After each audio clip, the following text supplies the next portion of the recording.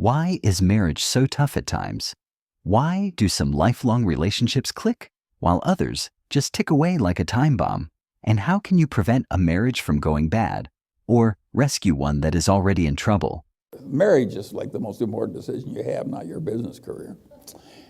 It'll do more for you, good or bad, than anything else. And Ben Franklin had the best advice ever given on marriage. He said, keep your eyes wide open before marriage and half shut thereafter. And be sure and get the right spouse. That's enormously important. As Charlie says, the problem, is that we talk about that fellow that spent 20 years looking for the perfect woman, and then he found her, and unfortunately she was looking for the perfect man. So you may have a problem in that respect. But it's enormously important who you marry. I mean, it's a huge decision. And if you're lucky in a couple of things like that, you're going to have a happy life, and you're going to behave better as you go along. I mean, it's a lot easier to behave well when things are going your way and you're enjoying your work, and you're thinking about things every day that are the kind of things you like to think about. One of the saddest reasons a marriage dies is that neither spouse recognizes its value until it is too late. Only after the papers have been signed, the furniture divided, and separate apartments rented, do the exes realize how much they really gave up when they gave up on each other. Too often, a good marriage is taken for granted, rather than given the nurturing and respect it deserves and desperately needs. Life is a whole series of opportunity costs. You got to marry the best person who is convenient to find who'll have you. Investment is much the same sort of a process. I knew we'd get in trouble after lunch. And it really works in marriage. If you can change yourself instead of trying to change your spouse, that's a good idea. What can make a marriage work is surprisingly simple. Happily married couples aren't smarter, richer, or more psychologically astute than others, but in their day-to-day lives, they have hit upon a dynamic that keeps their negative thoughts and feelings about each other from overwhelming their positive ones. Rather than creating a climate of disagreement and resistance, they embrace each other's needs. Think for a minute, if you're going to get married, and you want a marriage that's going to last, not necessarily the happiest marriage, or one that Martha Stewart will talk about or anything, but you want a marriage that's going to last. What quality do you look for in a spouse? One quality. Do you look for brains? Do you look for humor? Do you look for character? Do you look for beauty? No. You look for low expectations.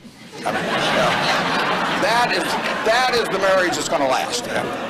Both have low expectations. Billionaire investor Warren Buffett's life has been shaped by two women, Susan Buffett and Astrid Menks, who each played vital roles in different chapters of his journey. He was married to Susan for over 50 years until her passing in 2004.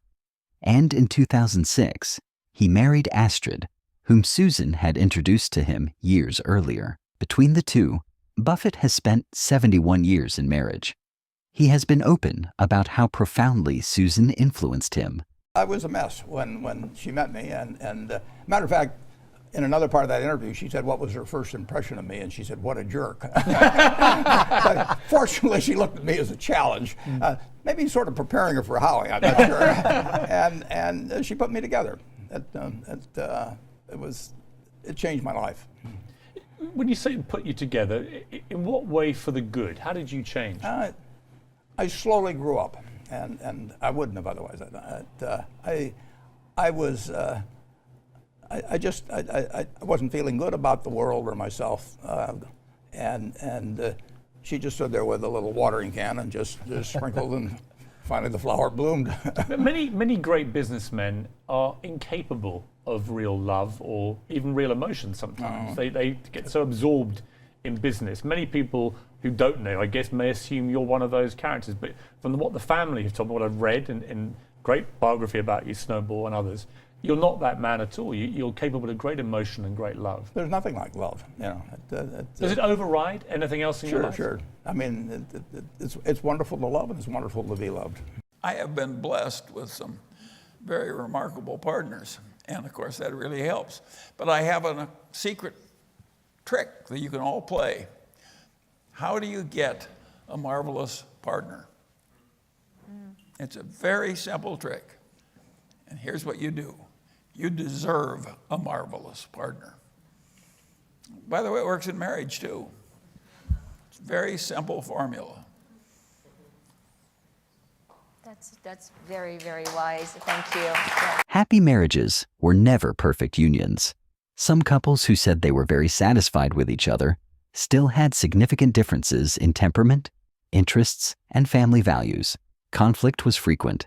They argued, just as the unhappy couples did, over money, jobs, kids, housekeeping, sex, and in-laws.